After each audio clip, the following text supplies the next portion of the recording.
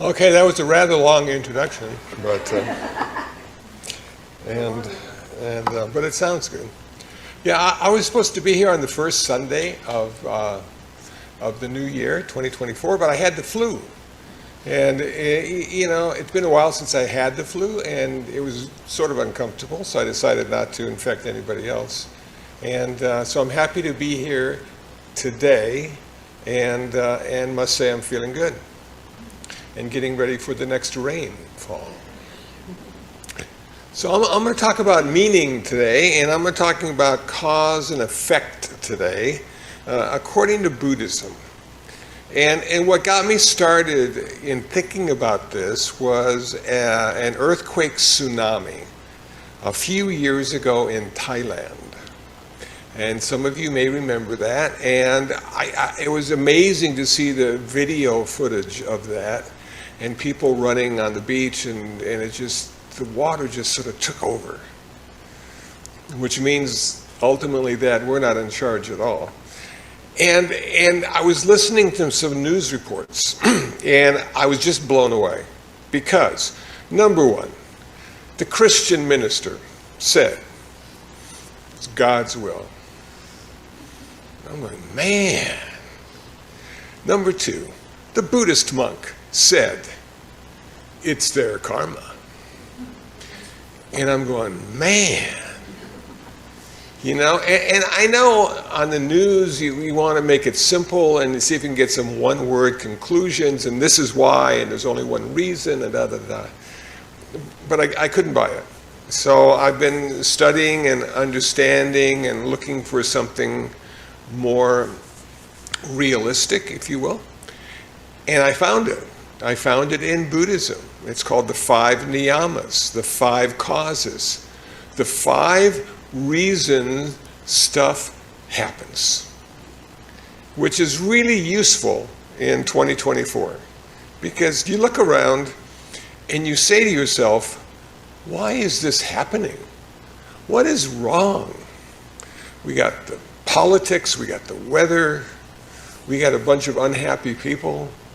Nobody seems to be doing well enough or good enough. And I'm going, how can I give meaning to this situation? So, number one is geology. Stuff happens because we live on a planet with an atmosphere that's circling the sun. And when I thought back to the tsunami and the earthquake, I'm going, yeah, geology. It's not their karma. It's because they live on Earth. And we live in Los Angeles and Ventura area, and we just had an earthquake a couple weeks ago. And I'm going, wow. I didn't think it was the karma of Los Angeles that did it. I thought, it's those, we're just living in an earthquake-prone part of California. So that helped me give meaning to that situation. Every time it rumbles or it rains or we have a tsunami, I think to myself, yeah, this darn planet, the only one that supports life, we're stuck. We can't go anyplace. So get used to it and have your emergency stuff ready.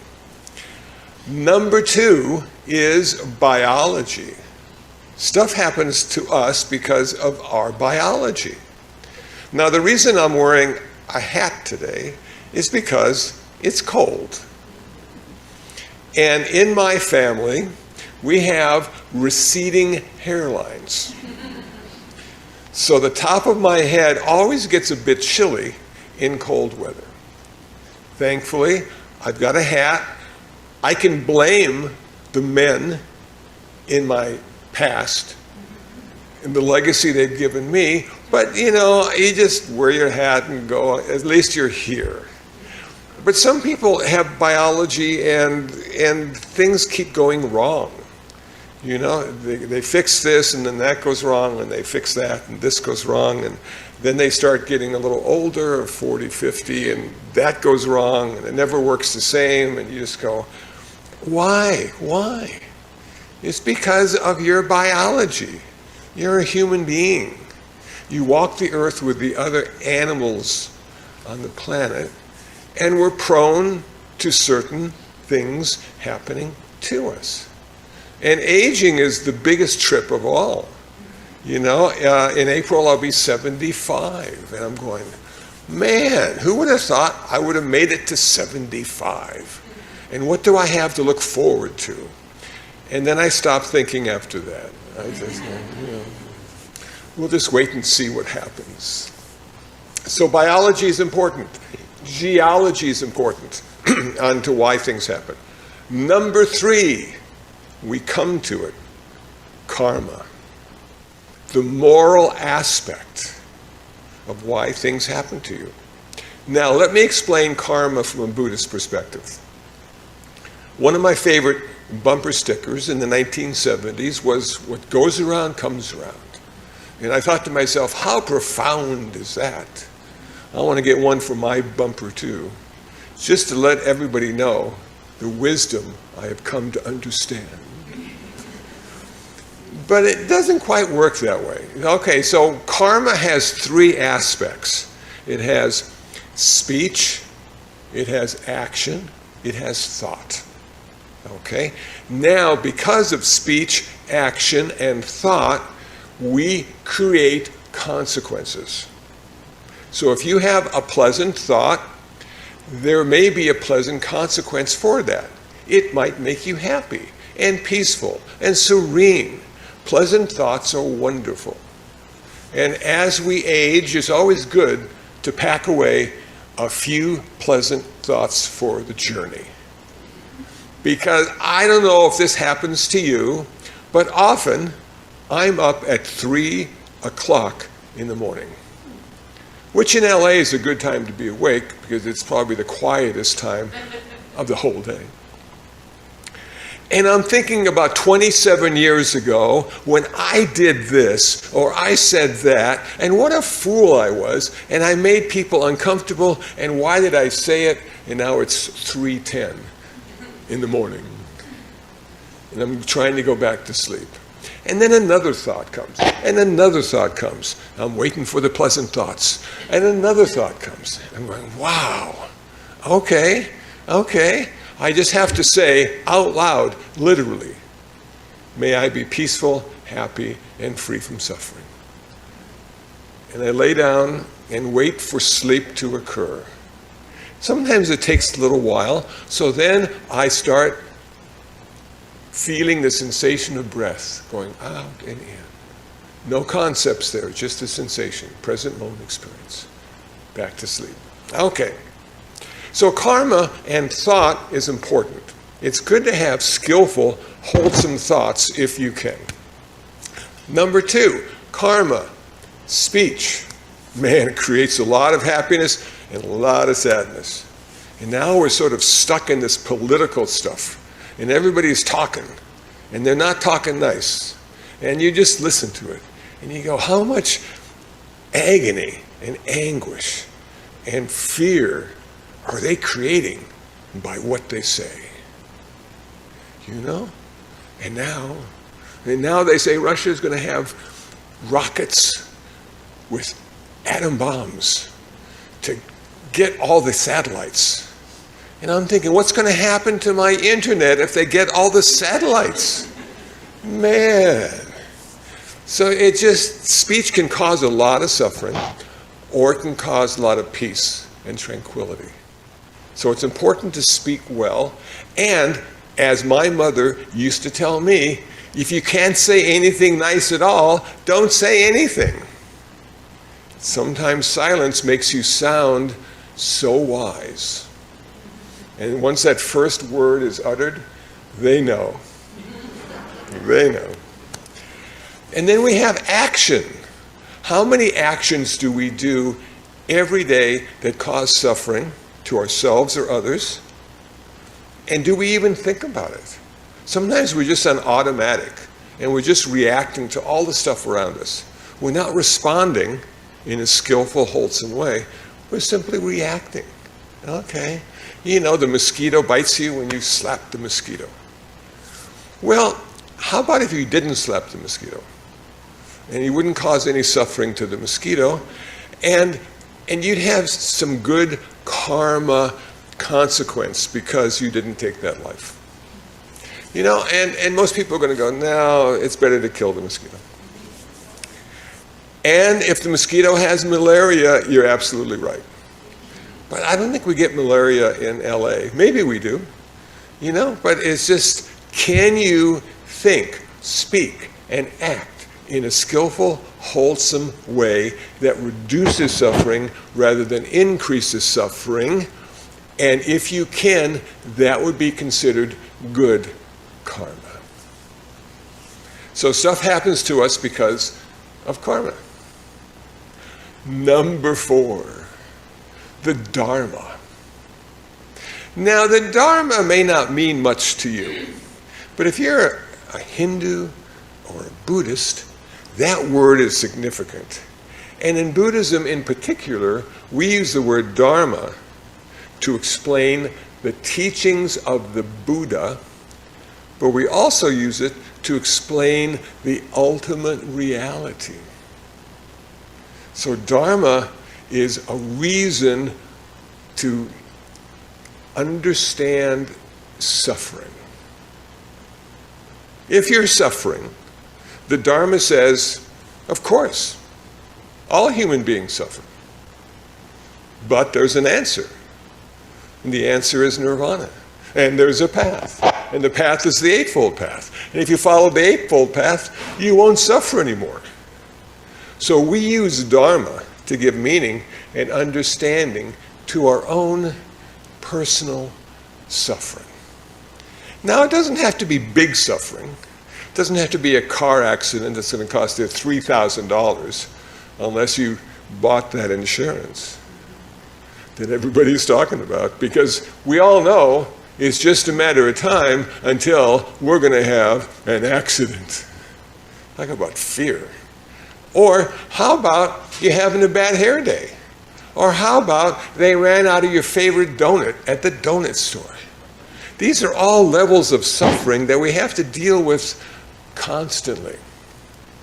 So that gives a Buddhist meaning. Of course it's suffering. Of course the world is the way it is. That's always been that way. But then what happens when it turns out to be a good day or a good moment? That's the one you notice. That's the one that's unexpected. That's the one nobody told you about. If you're a Buddhist, they're always talking about suffering, and then death, and then rebirth. So you can suffer again, and suffer again. And then one day, after suffering through 1,000 lifetimes, you achieve nirvana. Cool. I'll never have to suffer again. I'll never have to be reborn again. I'll be in ultimate peace. But that's as far as they go in Buddhism. They don't tell you anything after that.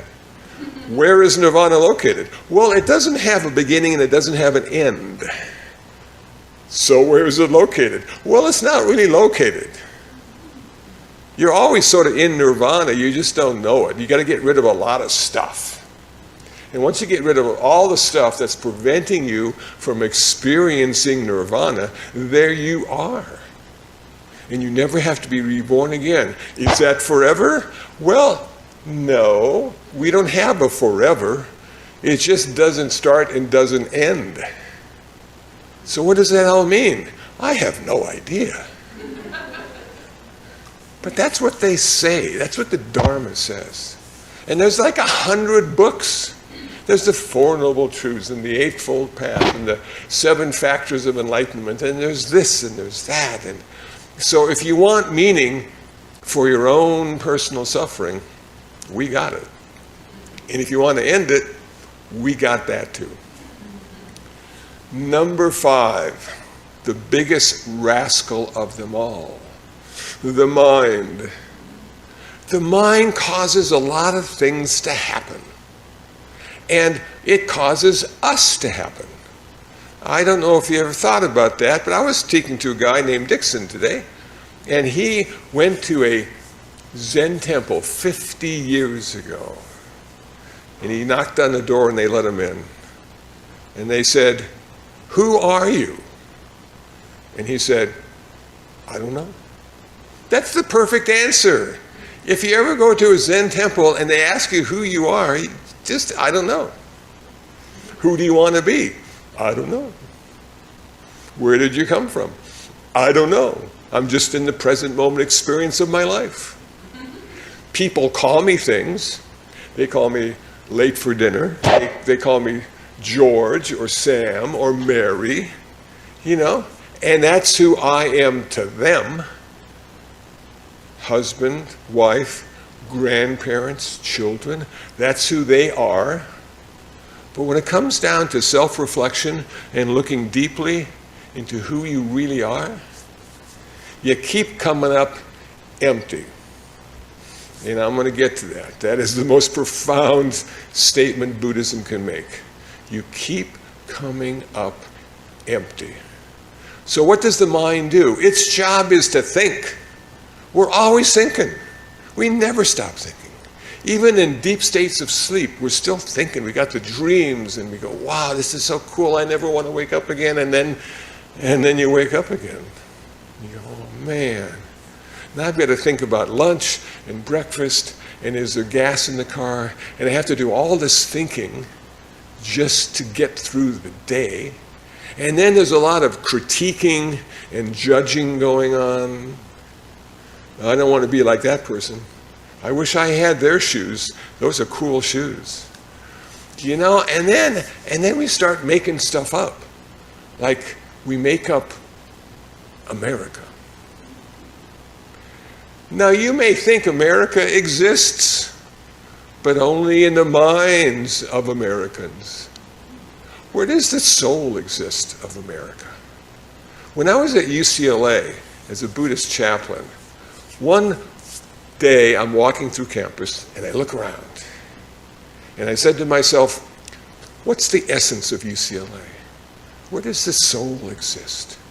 Is there an independent entity that we can call UCLA? Or is it a bunch of buildings and thoughts and people that have come together? And they're all in conspiracy with each other to make UCLA happen. And they even have cards that say UCLA. You go, whoa, man, this must exist. It's got to be real. And then you look at America and you say, well, where does the essence of America exist? Is there a central point that we can go to and say, this is the real America? Is it a stone, a building? What is it? It's a mind state. It's a mind state. And Veterans Day, I'm in Westwood Village, they have a wonderful cemetery there, but they put the American flags. As far as you can see, there's American flags by the tombstones. And in one moment, I just had this sort of insight. Man, all those people died over a concept. I'm going, wow. Is the flag America? It allows you to understand that there's something behind the flag, but is that America? We're going to be voting pretty soon. Is that America? What kind of America do we want? We have people thinking this way and people thinking that way. And what's the right way to think? Oh man, I got to keep creating all this stuff. And it's being created by the mind and thinking. Okay. And then we have the good stuff and we have the bad stuff. Is there really anything good or bad? Or is it just the way we're thinking about it? And 20 years ago, this was good. And 20 years later, it's not so good. And 20 years in the future, it may not be good at all. And what changed? Well, the main thing that changed was the way you interpret that. So if we look back on 2024, 50 years from now, will it be a good year or a bad year? It's never just a year, because we have to give it a grade. And who's giving it the grade? The mind. And why do we think the way we do? Because we are humans. And we're given the gift of self-awareness. And we're the only animal that has the kind of self-awareness that we do. And some people think it happened 60 years ago or 100,000 years ago. And we're not sure when that self-awareness took root and started. But that gave us a really unique perspective of the world. Because at that moment, we were forever separate and couldn't go back. We couldn't go back to the wholeness of the reality. We had to stay separate from it now. But being separate allowed us to really get good at thinking. We created a language with thousands and thousands of words that say nothing unless you speak the language. I had a German friend who used the term Lavina. Kusala, what would you do if you're walking along and somebody yelled Lavina? I said, I don't know. What would I do? What does that mean? She said, it means avalanche. Well, I just get killed because I didn't know what it meant. So we have all this language that we use to give meaning to our experience in the world around us. And then we have mathematics. We can get really abstract. 3 oranges and 4 apples make 7. But you got apples and oranges. How can they make 7? No, they can make 7. It's on page 4. Okay. So we're blessed to be able to think the way we do as human beings, but it's also a curse. Because it's a very complicated world that we live in. And one of the things I like about getting old is that I am less concerned about knowing everything. If I need to know something, I got Google. But other than that, I don't want to know. I'm trying to sort of take all this stuff and baggage in my head and just sort of release it. Just sort of release it. To be able to see the present moment experience of my life without it being messed up by concepts and preferences. You know? Just to see the tree for what it really is. Not an apple tree or a pine tree, but just this sort of green and brown thing. How would that be to just see it without knowing what it is? You know? So the mind creates the world for us. Dharma creates the world for us. Karma creates the world for us. Biology creates the world for us. And geology creates the world for us. It gives us meaning and understanding. And sometimes we can rationalize that and say, well, of course it had to happen. The earthquake, they've been telling us forever it's going to happen, and it finally happened. We shouldn't be surprised. Even if it's expected, it's still a big surprise. But now I'm going to get to the core of my talk. The meaning. What the hell is the meaning? What does it all mean? I've been talking for 20 minutes now, giving you reasons why stuff happens. But what does it all mean? Leonardo da Vinci said, try and see, it's all connected. Oh, man. Buddhism, we talk about that a lot. Everything is interconnected and interdependent. Nothing exists separately. Everything is empty of independent existence. Okay. And then there's this scientist guy, and I wish I could remember his name, but it always eludes me. I was watching a 3-part series on science and spirituality, PBS, still available. You can watch it. The guy is really good. You know, and he's down to earth, and he believes in atoms and molecules, you know. But he had this experience, and he can't stop talking about it. His family has a lake island in Maine. And on the lake island is a house. And he goes there to relax and visit and that kind of stuff. So he's in his boat. It's late one night, and he's sort of chugging across the lake. And he just stops and lays down in the boat and looks at the sky. And what he sees is something he hadn't expected. That everything merged into a wholeness, and he was no longer separate. He was part of the wholeness, but not the part he used to be. He was connected.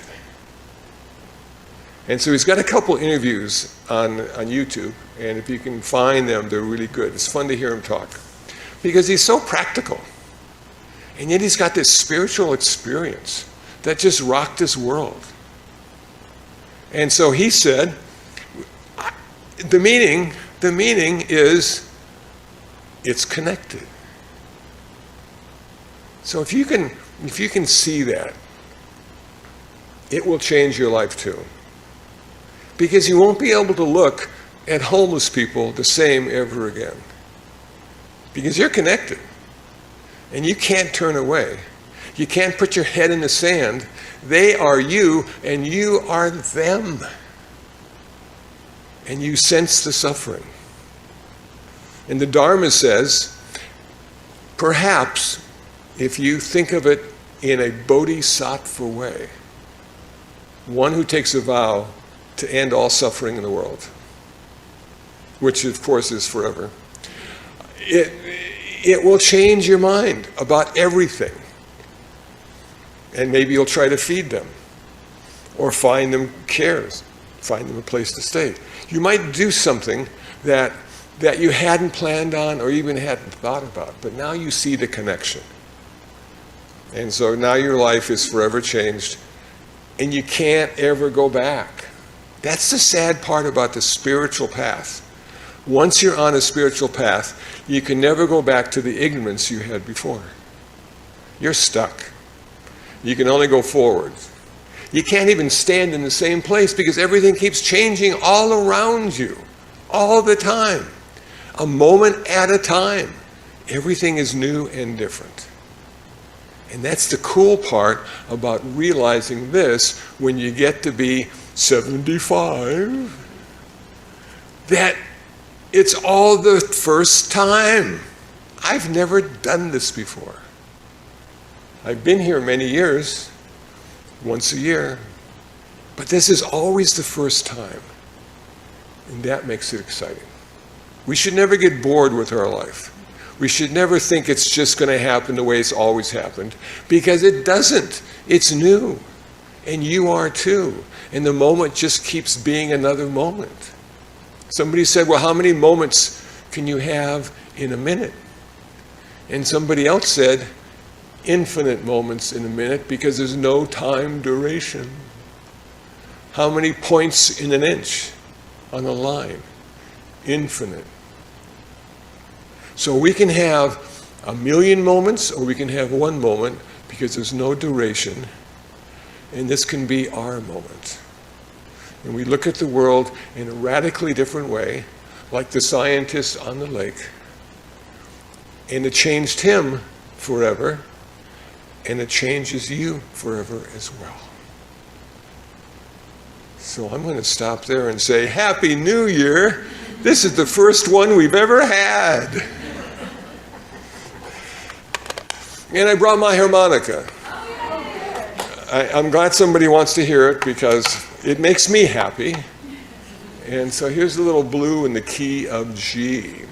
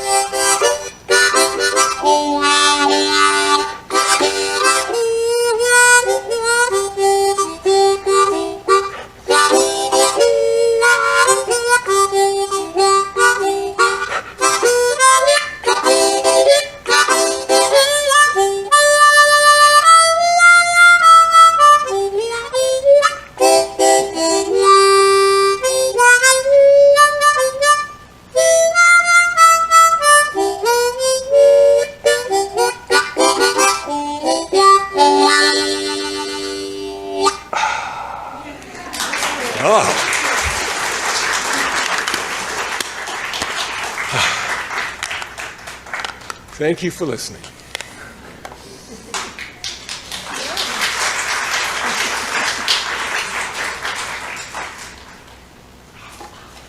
Well, that was the first time I've ever heard you play the harmonica. Not really, but maybe. That was wonderful. But what he didn't say that I didn't say, because I thought he was going to say it, is that he has a book coming out. So, a book. Oh, yes, a book. He has a book coming out, and it's going to be called Urban Dharma, which was the name of his, it's the name of his archival website, which you should explore also if you want to see some interesting things. Would you like to say something? If I can elucidate it just a Yes. minute. Yes. A friend of mine named Rebecca and I have been working on a book for 10 years. Sounds impressive, doesn't it? And we're finally close to publishing, and it should be out in the spring of 2024. And it's called Urban Dharma. And what it's about is my community service. When I was a volunteer police chaplain in Garden Grove, when I was at UCLA Medical Center and gave talks to the new chaplains, when I was at a state prison in Lancaster as a volunteer, and these are stories that sort of came out of those experiences. And it's a way of letting people know, I think, that Buddhism is just not about sitting. There's also a lot of doing as well. So spring of 2024.